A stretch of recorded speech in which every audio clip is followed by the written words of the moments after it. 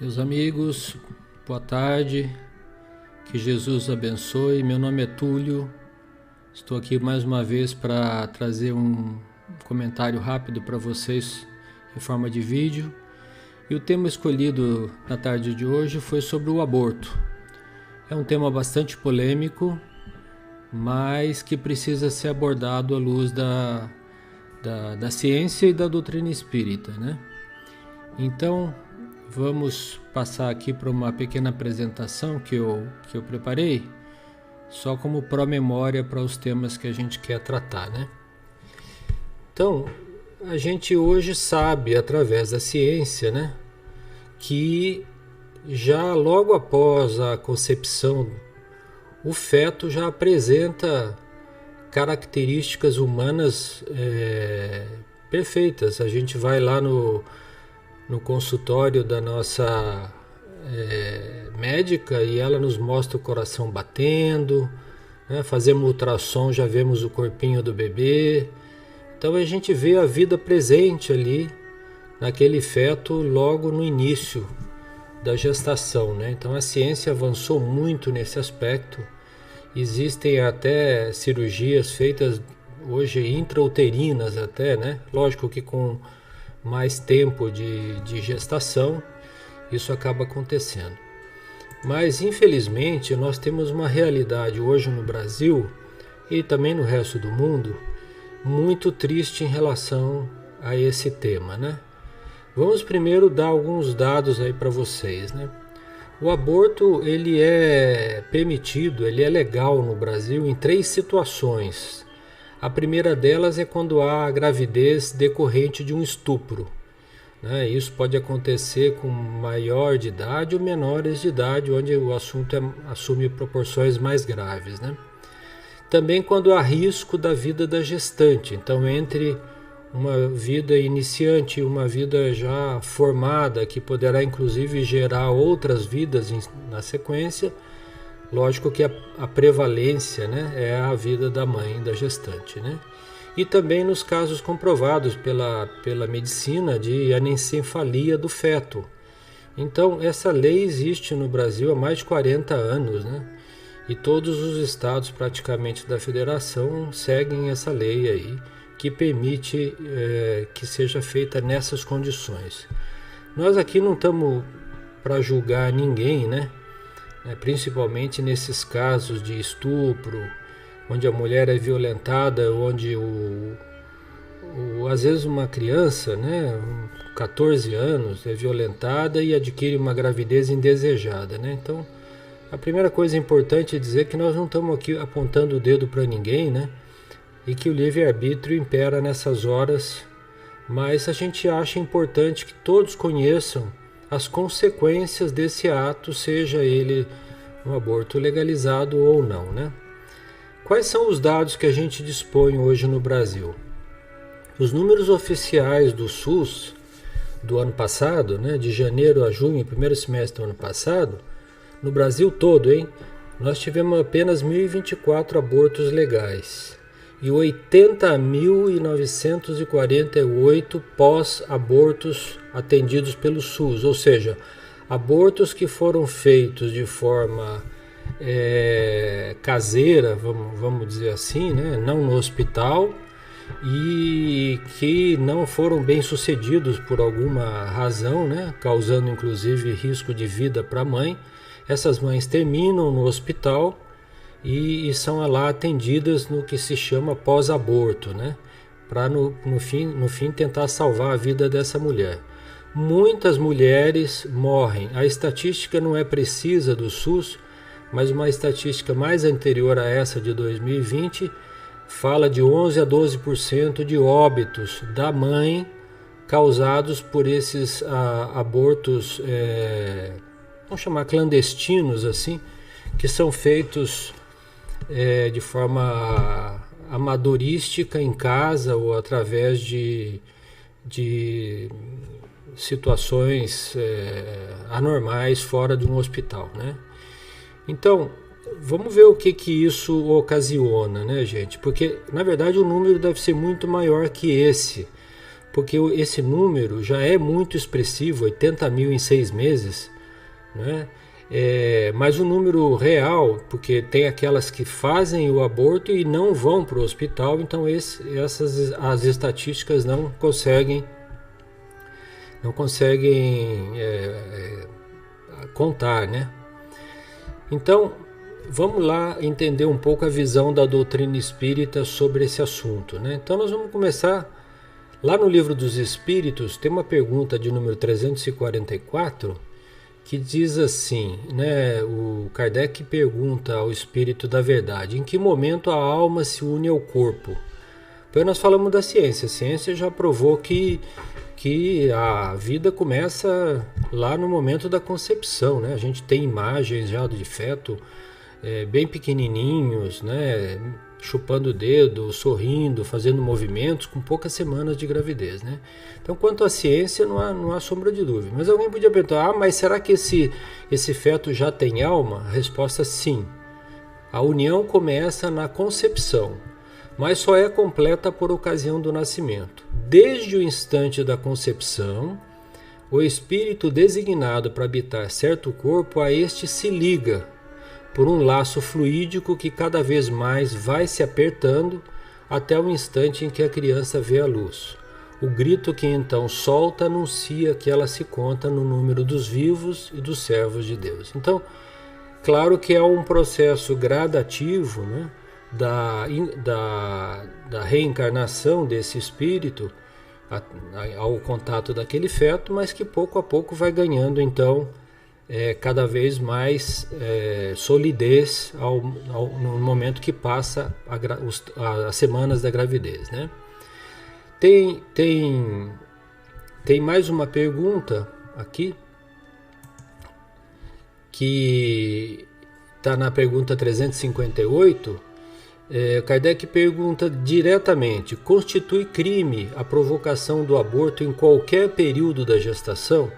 Resposta do Espírito da Verdade: há crime que transgrediza a lei de Deus. Uma mãe ou quem quer que seja cometerá crime sempre que tirar a vida a uma criança antes do seu nascimento, porque impede uma alma de passar pelas provas a que serviria de instrumento ao corpo que se estava formando, né? Então, aqui a gente já lembra de uma coisa muito importante, né?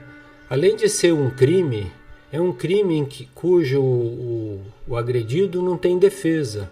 É uma criança, é um bebê de poucas semanas de idade, que, pelos métodos utilizados muitas vezes, é simplesmente aspirada como se fosse um dejeto de dentro do útero da mãe e despedaçado em pedaços. E essa criança não tem defesa, ela não sabe se defender. É um crime indefensável por parte do agredido, né?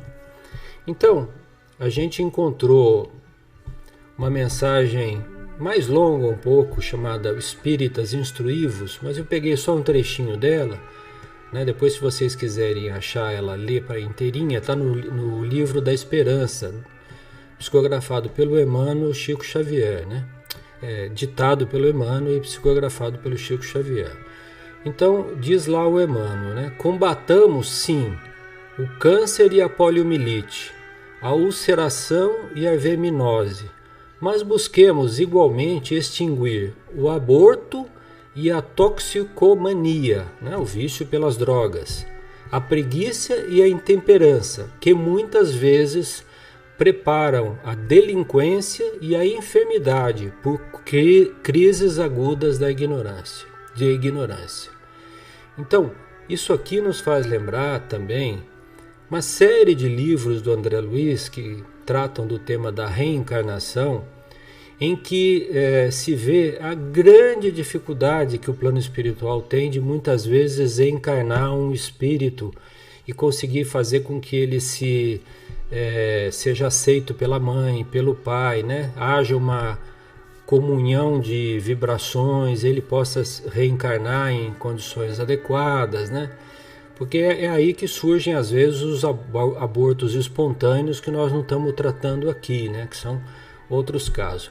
Mas A reencarnação, e eu já fiz alguns vídeos a esse respeito, aí, se vocês quiserem ver, pode olhar lá, ela é muito complexa do ponto de vista da junção dos interesses do pai, da mãe e do espírito reencarnante, né? Muitas e muitas vezes são espíritos que têm ajustes de conta a acertar, ou com a mãe ou com o pai, e que relutam bastante para enfrentarem essa prova, né? E também nós sabemos, através da própria obra de André Luiz, que muitos casos, mas muitos, são uma percentagem elevadíssima de casos de obsessão que a mãe passa a sofrer, são causados por abortos que ela realizou, né? Esses abortos podem ter sido nesta vida ou podem ter sido em vidas anteriores. Mas muitas vezes o espírito que estava reencarnando se revolta, porque nem todos são espíritos iluminados que estão reencarnando. Como eu disse, alguns vêm para passar por provas e expiações. Então, eles se sentem rejeitados, né, por aquela mãe e passam a uma atitude lá no mundo espiritual de vingança, de raiva, né, de tentando atingir aquela mãe que o causou aquela dor, aquele sofrimento e aquela perda de oportunidade, né, que ele tanto ansiava, né?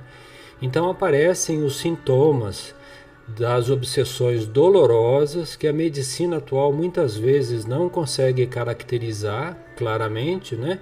São consideradas loucuras ou algum tipo de doença mental, mas no fundo são obsessões causadas por abortos provocados que causam muitos males espirituais para aquele que provoca, né? Então, o nosso objetivo hoje era fazer esse alerta e nós vamos finalizar trazendo para vocês um vídeo, né, de uma música muito linda chamada Sangria Inaceitável. O autor dessa música é o senhor César Túlio Tucci, foi vencedora de um dos festivais de música espírita de Campinas. E o vídeo que nós vamos ver é um pouco antigo, as imagens não são muito boas, mas eu peço perdão a vocês. Mas é um vídeo que foi exibido, uma apresentação do grupo vocal Anália Franco, na década de 80, num programa de televisão na Band, não está escrito aí, mas foi na Band, na Bandeirantes, chamado Terceira Visão, do Luiz Antônio Gasparetto, que na época era um programa dirigido pelo Augusto César Vanucci, né? Para aqueles que não sabem, né, o grupo vocal Anália Franco faz parte da Casa Transitória Fabiano de Cristo de Pindamonhangaba. E muitas vezes, quando nós fomos visitar em Uberaba o Chico, no mês de setembro, o Chico Xavier, através da dona Yolanda, mãe do Augusto César Neto, o Chico nos falava que era importante cantar essa música e levar essa música a todos os meios possíveis, né? Na televisão, no rádio, nas apresentações, para falar da importância do aborto, né? Então, no dia de hoje, eu estou trazendo, cumprindo essa obrigação de algum modo que o Chico sempre nos deixou, através da internet e do YouTube, trazendo para vocês, então, essa música aí. Assistam com carinho, né? Fiquem com Deus. É uma reflexão, de novo, não estamos apontando o dedo para ninguém, mas é um número muito elevado, 80 mil anualizados, 160 mil abortos por ano, né? São números estrondosos que a gente teria que refletir e pensar como sociedade, como seres humanos, né? O que é que nós estamos fazendo com os nossos próprios filhos, tá certo? Que Deus nos mandou. Tá bom? Um beijo no coração de todos. Fiquem com Deus. Onde andará o bom senso dessa gente que aprova assim certos hábitos banais e vê no extermínio de uma vida humana mais uma dessas coisas naturais? O que vai ser da função maternidade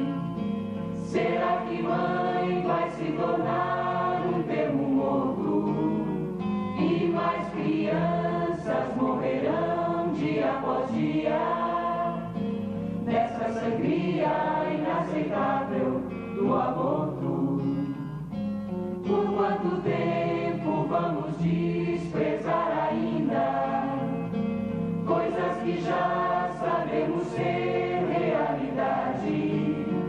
Aquele pequenino feto já se liga. Uma alma, uma vida de verdade. Alguém que quer e que precisa vir à terra e renascer, voltar de novo a ser criança, que bate a nossa porta e traz a esperança de aprender, soltar os traumas que ele encerra. Por que negar a esse irmão a nova chance de voltar?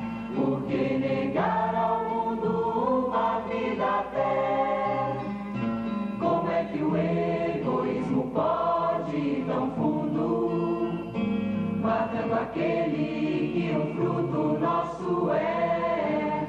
Alguém que bem provavelmente fez mil planos de conquistar valores íntimos profundos, quem sabe até de ajudar o nosso mundo, vencer a guerra, a miséria e os desenganos.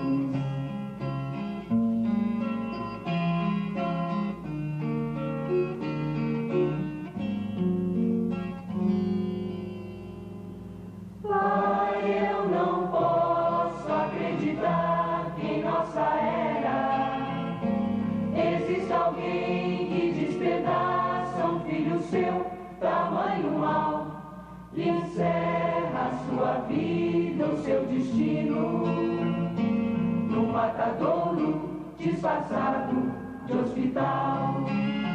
Por que negar a esse irmão a nova chance de voltar?